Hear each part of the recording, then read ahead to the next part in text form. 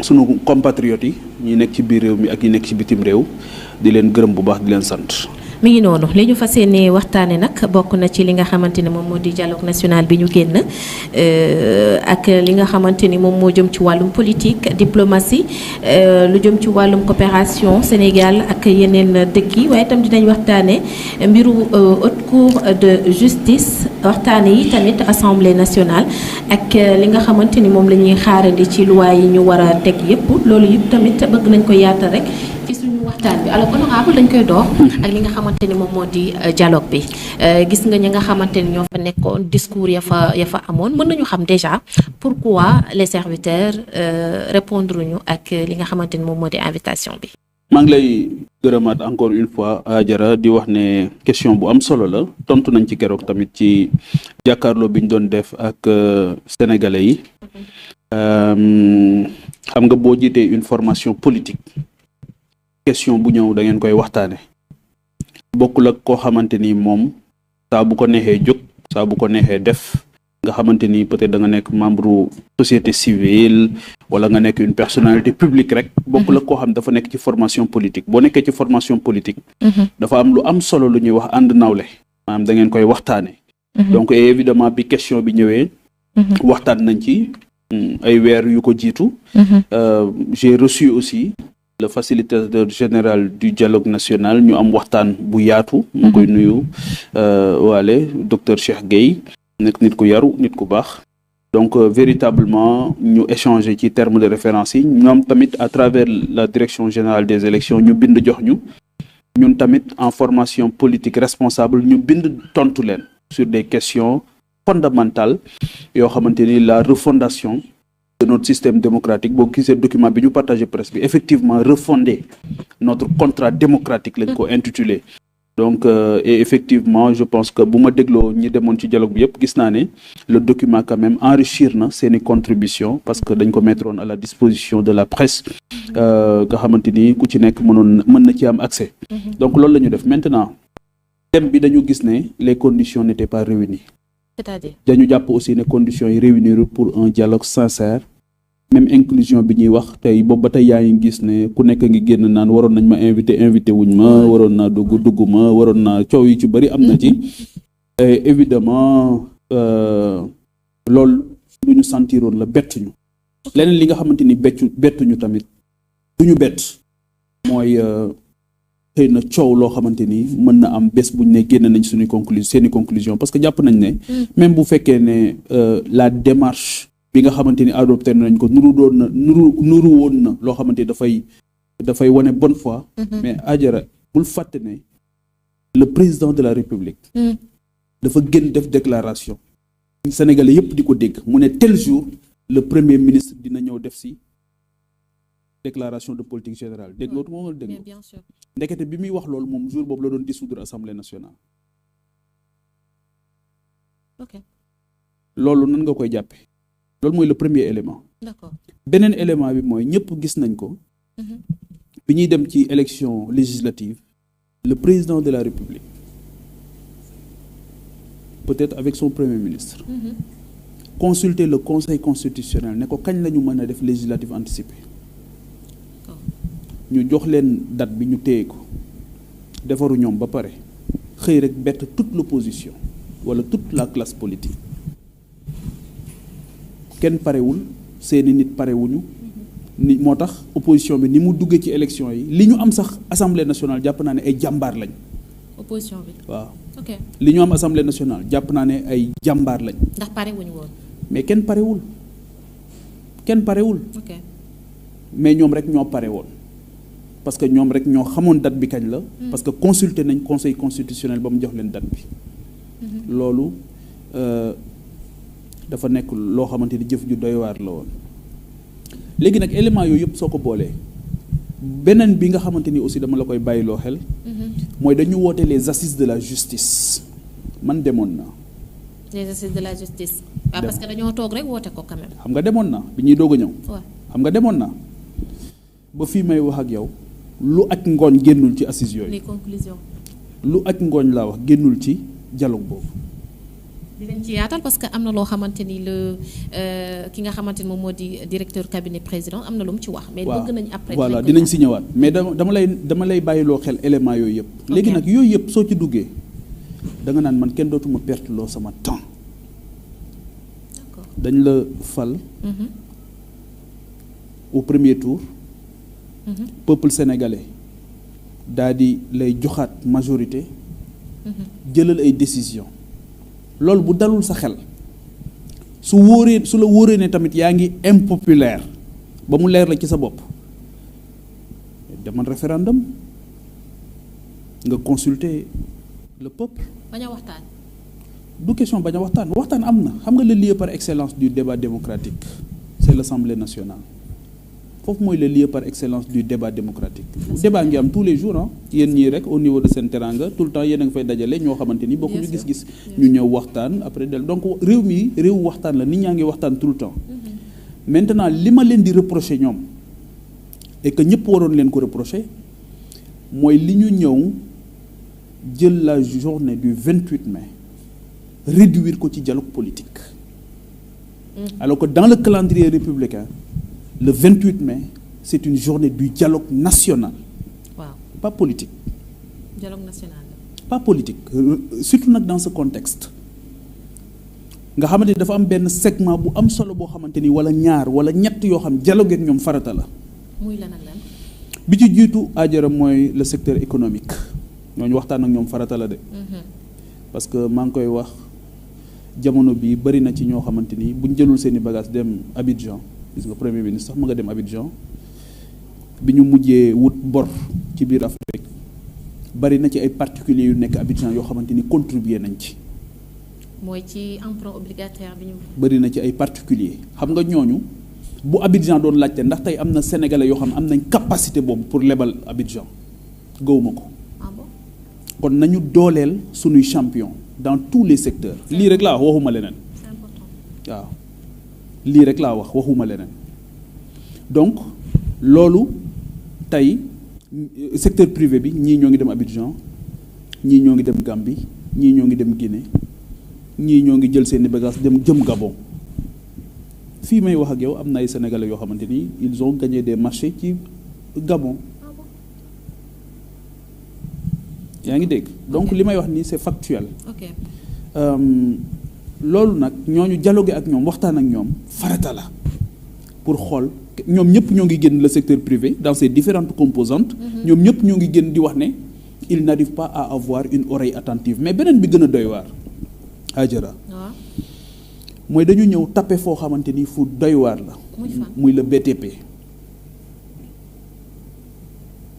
li nekk autour du BTP aussi bien le formel que l'informel. autour du BTP kenn xamul nu mu toll ñaata nit ñoom ñoo ciy dund ñu koy arrêté ko. mais tam bu ñu ñëwee honorable pour defar ni dañuy saytu lii tamit ñu jàpp ni xëy na loolu moo war a tax pour ñu mën a saytu lépp leer nga jàpp ni tamit c'est pas important ñu bàyyi ci xel pour que ñu mën a xam bu baax a baax secteur bi li nga xamante ni moo ci ne. man de seen tële gi daf ma bett lool sax xamoon naa ne mënuñu mais foogu moo ne tële nañu à ce point. ñàkk nañ vision amuñu vision je constate aussi qu'ils n'avaient pas une grande ambition pour le pays waaw amuñu vision amuñu ambition. et pourtant benn borom xam-xam dafa benn borom xam-xam dafa wax ne ils ont échoué parce qu'ils n'ont pas commencé par le rêve dama déglu benn bés Aminata Niane bi jiite woon les grands projets de l'État. Les grands investissements à l'époque boobu mu jiite woon APIX nee na bi ñuy wàcc ak Abdoulaye Wade ci AIBD fi ñu ko def nii nee na boobu feuille blanche la yor moom gars yi ne projet bi am na sax ñu ko tuddee woon ay éléphant blanc ne lii mënul nekk mais Wade gëm ko boobu bu wàccaan Sénégal Abdoulaye Wade bu tukkiwaan ba ñëw ces grandes déclarations mu ngi ko doon defee au salon d'honneur de l'aéroport de Yoff boobu aéroport Yoff moo amoon pour wane ne indi naa sëriñ lii laa bëggal sama réew lu mu gis feneen bu ñëwee ne mën na ko def ñu ne góor gi day gént mais il faut rêver grand am yéene bu rëy am gis-gis bu kawe mais li ma gis ni ils ont décidé d'installer le Sénégal dans une bureaucratie surannée d'une autre époque. Et la bureaucratie, sa particularité, bureaucratie bii ñu yor ñoom, sa particularité mooy elle n'aime pas le leadership. C'est quand on privilégie la procédure sur le résultat. loo ci gis tey jii réew mi dara demul dara dikkut. mais transparence bi ñu woote woon. dara demul dara dikkul. loolu sax moo jur li nga gis dem xam naa nañ ci ñëwaat. te mu dal Sénégal c'est l'échec dinañ ko yaatal de Amadou Hott dinañ ko yaatal pour la présidence de la BAD. dinañ ko yaatal. Et on a vu un premier ministre qui célèbre la défaite. On ne célèbre pas la défaite. dinañ ko yaatal nañ desandi tuuti rek ci li nga xamante on ne célèbre pas la défaite. boo gisee démb. nañ desandi ci dialogue boo gisee démb le candidat mauritanien gis nga image yi bi résultat yi génne moom ak waa këram ña nga bëgg ña ngay yuuxu ña ngay tàcc comme ku gagné coupe du monde parce que du lu ndaw. parce que dafa am lu muy dugg lu muy def ci suñu conscience. kon monsieur le premier ministre. léegi nañ xaarandi foofu. parce que loolu on ne célèbre pas la défaite. d'accord loolu dinañ ko yaatal honorable mais dama bëgg rek ñu desandi ci dialogue bi parce que sànq yaa ngi wax mais dama. waaw loolu moo tax ma ne ñun loolu moo tax ñun ñu bind delloo leen. d'accord bind en formation politique responsable. les facteurs yooyu yëpp ngeen boole ni du ngeen. waaw loolu tax na nag wax dëgg yàlla su ma doon jëflanteeg yow rek humainement. di wax muy dañ may wax muy dañ may wax muy dañ su ma jëlaatee sama responsabilité. ne la soo waxee ma bàyyi li def kon da nga naan ma Pape Djibril Fall mi wax dëgg yàlla li muy wax ni taxawul daf may fooye. d'accord léegi doo ma jël au sérieux. léegi mais tey jii par exemple le fait que demu leen ci li nga xamante ne moom moo di woote bi lépp lu ñu fa décider ëllëg ngeen war a subir est-ce que loolu du gën a doy waar que waroon a dem wuy ci wax fa seen xalaat wax fa seen gis-gis. xam nga man lu ma gëm mooy la commande ñoom li ñu bëgg leer na ci seen bopp ba pare te boo dégloo le chef de cabinet adjoint. Le directeur de cabinet adjoint du président de la République soo ko dégloo ba mu génnee RTS wax na ñoom li ñu bëgg ba pare dégluwaatul émission boobu wax na la ñu bëgg ba pare c'est-à-dire que nit ñi aussi foog nga nawloo leen mënoo ne da ngay dem ci waxtaan boo xamante ni les conclusions sont connues à l'avance loolu du dëgg du yoon. beneen bi Adjara mooy que ne il faut que ñoom ñu bëgg Sénégal gis nga le Pastef dama koy méngale ak la détestation de soi. Pourquoi? dañuy mujj bañ loola sax réew mi walla bañ sa bopp. ndax la parce que seen comportement dafa mel ni Sénégal boo leen dégloo ñuy wax day mel ni dara baaxul ci réew mi. waaw 5e sous-sol lañ fi fekk ci li ñuy wax. 5e sous-sol ngay jël jet privé pour dem Abidjan. dëkk yi nekk 5e sous-sol amuñu sax avion de boo xamante ni président de la République war na ko jël loolu moom xam naa ne da koo wax conscience am la nag parce que jàpp na ne Sénégal wax dëgg yàlla par rapport ak ñoom seen stratégie c'était le chaos reconstruction loolu nag yàlla moo bañ ak intelligence Sénégal ak ressort yi Sénégal am ba loolu amut waaw mais xëy na ñu bari fi ñu doon xaar Sénégal xaaroon nañ ko fa en 2012 bi président Macky Sall naan Ablaye Wade boo maintenir ne yow yaa gagné dinañ ñoo ngi doon préparer un gouvernement parallèle waaye jàpp naa ne aussi nii élection yi demee en 2024 ñi yéene woon Sénégal mu tombé dans le chaos ñëpp yéemu nañ ci intelligence su Sénégal yéemu nañ tamit ci ressort yi Sénégal am sur le plan des institutions waaw le Sénégal est un grand peuple. Les Sénégalais sont très démocrates. De très grands hommes et de très grandes dames ñoo rythmé l'histoire de ce pays ndar xëyul sotti comme ni ñu koy waxee waaye Sénégal réew mu màgg la ay nit yu màgg ñoom ñoo fi dëkk lenn rek moom moo des ci ñi jiite réew mi et dafa mel ni dañ ci wane seen incapacité te fan yi yëpp gis nga ko ci micro trottoir yi mooy dundalaat yaakaaru ndaw ñi xam nga dama wax ne secteur économique bi dialogue ak ñoom farata la mais dialogue ak ndaw ñi farata la. waaw c'est important mais ci dialogue boobu noonu dégg nga discours yi nga xamante ni moom la ñi nga xamante ni moom moo di kujje gi ñu am discours yooyu noonu nan nga ko jàngatee parce que ñu ci bari tamit ba ñu xëyee gis nañ ni waxaat nañu ci seen discours li nga xamante ni moom la ñu wax par rapport ak. gisuma fa lu génn li ma waxtaanee ci sunu point de presse bi ñu def fii avant. loolu la ñu fa wax loolu la ñuy wax yow ci sa plateau yi tous les jours ñi àndul ak nii ñuy doxale réew mi la ñu fa wax y a rien de nouveau sous le ciel loolu mooy dëgg. C'est-à-dire que nit ñi xam nañ ne y a un problème de liberté dans ce pays nit ñi xam nañ ne y a une pensée unique bu ñu bëgg a imposer Sénégalais yi te loolu du am nit ñi xam nañ ne y a une volonté même de maîtriser les médias entre ñiy wax lu leen neex ak ñiy wax lu leen naqari tey jii bari na ci journaliste wala chroniqueur boo xam li mu xalaat ñemewu koo wax. C'est dommage, parce que nee na su ko waxee xëy na dañuy désabonné wu wala soit dañ koy 72 heures wala soit dañ koy def nangam. Donc yooyu yëpp dafa nekk yoo xamante ni keroog jub na fa problème mu liberté le secteur économique jàpp naa ne farata la woon pour ñu waxtaane ko mais ku fa dem di waxtaane secteur économique yaa leen tooñ parce que ñoom dialogue politique la ñu woote. Bien sûr. ku fa dem di wax leneen loo xamante ni duggul ñoom ci seen cadrage yow yaa leen tooñ parce que ñoom dialogue politique la ñu woote alors que sénégalais yi fii ñu toll tey gis nga ministre des transports gis naa ko muy dugg ci ay clando ci suba xam naa il n'a pas xam naa fi ne amul lu mu def mais tamit nag honorable da doon kii dinañ ci ñëw ci lu gën a yaatu xam naa ne amul lu mu def donc ñooñu ñëpp tey jii